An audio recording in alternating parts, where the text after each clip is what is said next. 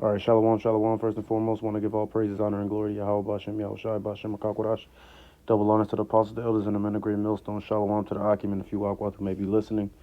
All right, this is your brother Batakala from the GMS camp here in Chicago, coming back at you with another video through the spirit and power of Yahweh Bashem, Yahushai. Lord willing, this be an edifying lesson. All right, the inspiration for this lesson comes from, just something I noticed one day at work. We had a gala for, very high status people here in the city of Chicago, and you know, it's just a event that was, everybody in there was a one percenter basically for the most part. All right, and I met a certain elderly, you know, elderly Edomite woman, and she wasn't like disrespectful or nothing to me. First of all, whether it's a heathen or not, if somebody is an older person, especially, very old, over the age of 70, but really any older person that's older than you, you should just have a certain level of respect for those people. Now, of course, if somebody disrespects you or whatever, the best thing is to just walk away, really, especially if it's an older person. But, you always start off with respect with anybody, but especially when you're dealing with elderly people, okay? And I was helping this woman out. She couldn't move very well. And, throughout the place where I worked, there's stairs, and, she had to go up and down. So I had to make sure that, she was taken care of and that she could move around good. But the spirit that she had on her was one of like I said, she wasn't disrespectful to me, but the way she was talking to everybody else, you could tell that she was just one of those people that, thinks they can do whatever they want to do, and then, they can just say, I'm sorry with money.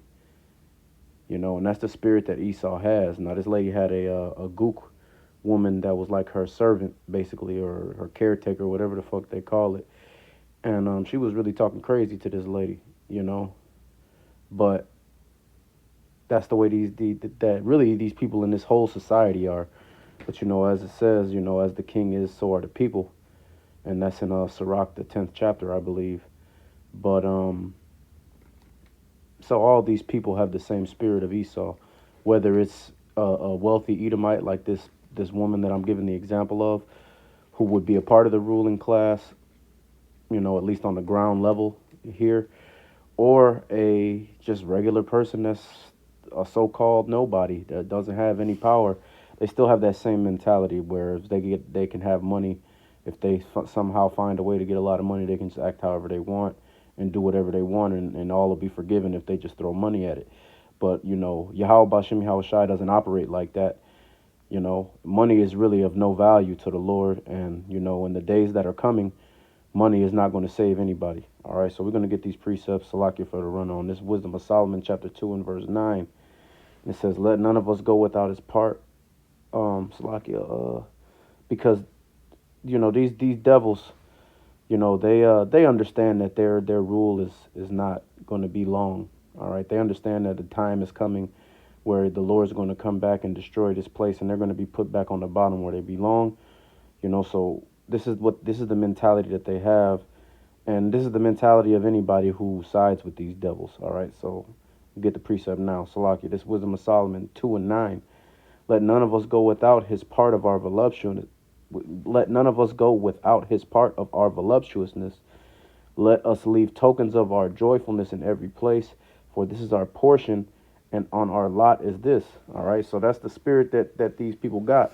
As the elder Yak always says, they want to partake in all of the good things, in wickedness, because this is their chance to do it. This is their time to be on top. As the saying in the world goes, everybody gets a turn, and these devils are having their turn now, and when their turn is over, it's going to be our turn, and our turn is going to last forever. All right, this is verse 10. It says, let us, Salakia, let none of us, Salakia, verse 10, let us oppress the poor righteous man, let us not spare the widow, nor reverence the ancient gray hairs of the age. All right, and that's why I mentioned, at the beginning, that regardless of if it's a heathen or a Jake or whatever, first of all, we don't know who's who. Now, we can make a good, educated guess based on the spirit, but ultimately, we don't have the ability to 100% guarantee that somebody is an Edomite or not, or somebody is a Moabite or not. Through the Spirit we can kind of decipher that, but still, we're not Yahweh Bashem Yahweh Shai. There are going to be some individuals that may, have seem a certain way that are really that just are good at pretending to be Edomites, but they really are not a Edomite. So, you shouldn't be just looking at people engaging how you're going to treat somebody based on how they look, regardless.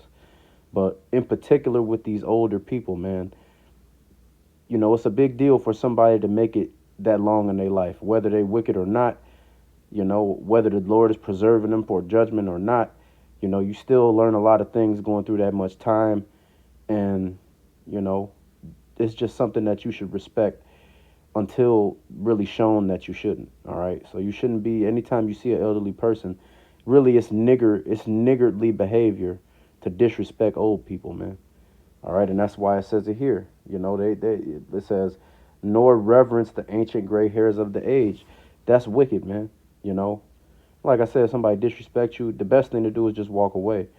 But we always are going to treat people with respect in general, in particular older people. All right, so verse 11, let our strength be the law of justice, for that which is feeble is found to be nothing worth. And that's what these devils do. They have the power right now. They the ones in charge. They the ones that call the shots. So they the ones that make the rules. All right, and they might make a rule and then see that somebody has overmastered them with their own law, and they'll renege on that and change the law so that you can't overmaster them. All right. And that's the spirit of these devils. And that's what they do. And that's what they're going to continue to do until Yahweh Bashem Yahweh Shai destroy this place and put profitable rulers in the earth. All right. This Matthew chapter 6 and verse 20. It says, verse 19, Salakia, lay not up for yourselves treasures upon earth where moth and rust doth corrupt, and where thieves break through and steal, but lay up for yourselves treasures in heaven where neither moth nor rust doth corrupt, and where thieves do not break through nor steal. For where your treasure is, there will your heart be also. All right, so these devils' treasure lies in carnal things. All these wicked people, their treasure is in carnal and earthly things.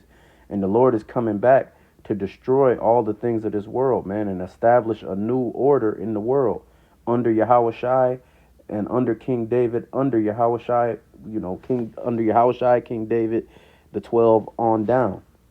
All right, Salakia. But so all the things that are of high esteem in this world, nobody's going to give a fuck about that in the kingdom, man. All right. Nobody's going to be talking about Michael Jackson in the kingdom. All right. The only thing that we're going to be doing is patting them on the back and telling them it's okay. You didn't know any better. We good now. Because he's going to have to bear the shame of all the things that he did, which include turning his back on Yahweh Bashem Yahweh Shai. All right. And that goes for all of these people, from the smallest to the greatest. All right. But we as hope as the members of the hopefully elect, we're looking to what's coming, man. We're not looking to where we're at right now. We do what we have to do in our day to day to make sure that we can get things done. But other than that, we're not looking to build a foundation here in this place, because this place is wicked and the Lord is coming back to destroy it. All right. We're gonna get the next precept. Give me a second, Salakia.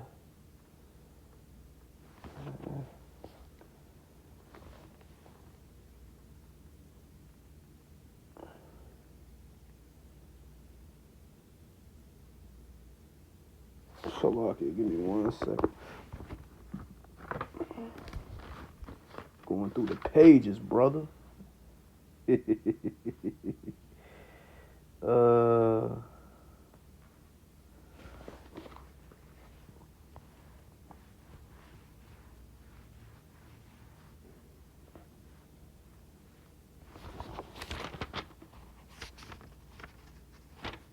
This is the book of James, chapter 5, and verse 3.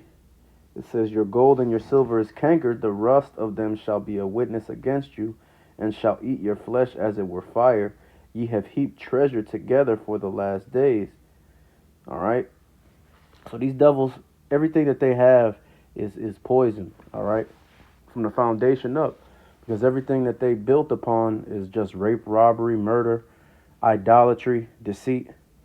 You know, the only way for your kingdom to flourish and to have longevity, you know, is to establish your kingdom on the rock that is Yahweh Shai, you know, and to follow the laws, statutes, and commandments of Yahweh Bashem Yahweh Shai, and to have your society rooted in those things.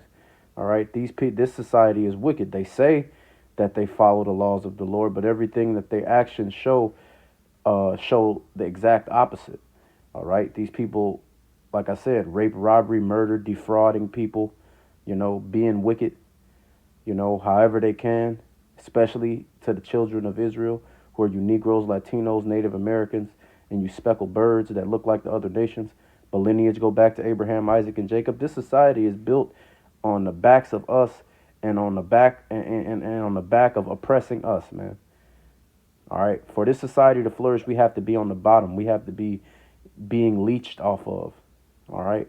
Everything great in this society came from the descendants of Abraham, Isaac, and Jacob, the children of Israel. All right. And that's just what it is. That's this whole world. That's not just in America. That's this whole global society, because that's what we're living in. Okay. And these devils, they think that they're going to just be able to buy their way out of trouble. And they don't think that the Lord is ever coming back to knock them off their horse. But, you know, little do they know, the Lord is going to be back sooner than they ever believed, man. All right. And then once it's over for these devils, it's over for them. It ain't no coming back. All right. And that's why that's why we're not invested in this place, you know, outside of doing what we have to do on a daily basis to make sure that we have our necessities, and whatever else the Lord decides to bless us with is just that, a blessing. All right. But we're not here to be trying to make it to the top with these devils and to have a portion of these devils, have a slice of these devils' portion, because ultimately their portion is to get destroyed. And if you have a piece of their pie, that comes with however small a piece of the pie is, you know, if you in cahoots with this devil, you're going to get that destruction that comes with it. This is Ezekiel 7:19. All right. It says, they shall cast their silver in the streets, and their gold shall be removed. Their silver and their gold shall not be able to deliver them in the day of the wrath of Yahweh. They shall not satisfy their souls, neither fill their bowels, because it is the stumbling block of their iniquity. All right. And, you know, as far as this older woman is concerned, she was in the spirit of, give him some money, give him more money, do this, do that. And, you know, like I said, she was cool with me. She gave me a couple dollars. You know, not in a I disrespected you, here's some money sense, just in a, you know, wanting to give me some money sense. But nonetheless, you could just tell that that was the spirit that she had, man. And when these marauders come, when when Russia and these Koreans and all these Chinese and all these motherfuckers jump out the plane to come over here to America and put their boots on the ground over here, you're not going to be able to offer them Federal Reserve notes in exchange for your safety. You're not going to even be able to offer them real gold, silver, and real tangible wealth for your safety, because they can just kill you and take that anyway. All right. And ultimately, they're not coming over here to get rich. The Lord is going to put a spirit on them to come over here and wreak havoc. And then Yahushua is going to come back, and all of this shit is going to get destroyed. And then the kingdom is going to be established after that. All right. But it ain't going to be no buying your way out of it. All right. When the Lord sends his hunters to go root out these elites and put them in captivity for the things that they've done, they're not going to be able to give you all the gold. We taking that back anyway. All right. And even if we weren't taking that back, this is not something you can buy yourself out of. All right. You put your hands on the apple of the Lord's eye, you have to pay the price for that. And the price is not, this is not like Esau's court, where every crime has a dollar amount attached to it. And if you have the amount of money to pay the dollar amount, you don't have to suffer the consequences. That's why a lot of these devils that commit crimes on a very high level, I mean, a lot of them are in cahoots with the system, so of course that helps them too. But, you know, a lot of these people that are committing high level crimes, you never hear about it because they got the money to pay that off. They'll just pay whatever they gotta pay to keep it hush and keep it moving. Continue to do what they want in their wickedness, and just pay the dollar amount for it. All right. But at the end of the day, you can't come to Yahweh while Yahweh shy with that spirit. You're gonna pay for what you did, and every man is gonna reap what he has sown in his life. And these devils have sown nothing but horror and torment, in particular towards the children of Israel, but to the whole earth. And they're gonna have to pay for that. And they're not gonna be able to pay for it with money. This Proverbs 3:14, it says, "For the merchandise, Salakia, because we have to put this wisdom first, man. And we're gonna close out with this. We're not in the spirit of trying to get rich on this side. Whatever the Lord bless us with, we're thankful for that, and that's that, man. As long as we got what we need, you know, it is what it is. This is Proverbs 3:14, 13. Salaki, this Proverbs 3:13. Happy is the man that findeth wisdom, and the man that getteth understanding. For the merchandise of it is better than the merchandise of silver, and the gain thereof than fine gold. All right, and this society is filled with foolish people that have access to a lot of money, immoral people that have access to a lot of money. All right, dishonest people that have access to a lot of money. So that don't really mean nothing. All right, but what people don't have access to, and what people can't be wicked and gain access to, is the knowledge that comes through these scriptures, through the spirit and power of Yahweh Bashem Yahweh Shai. And those of us that are hopeful elect have been blessed with a opportunity to learn that knowledge, you know, being taught by those men that came before us. And Lord willing, we'll be able to use this knowledge to endure to the end and receive salvation.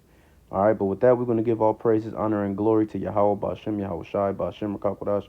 Double honors to the apostles, the elders, and the men of great millstone. Shalom to the Akim and a few Akwath who may be listening. Lord willing, this was an edifying lesson. And until next time, Kwam Yasharala Wa Baba.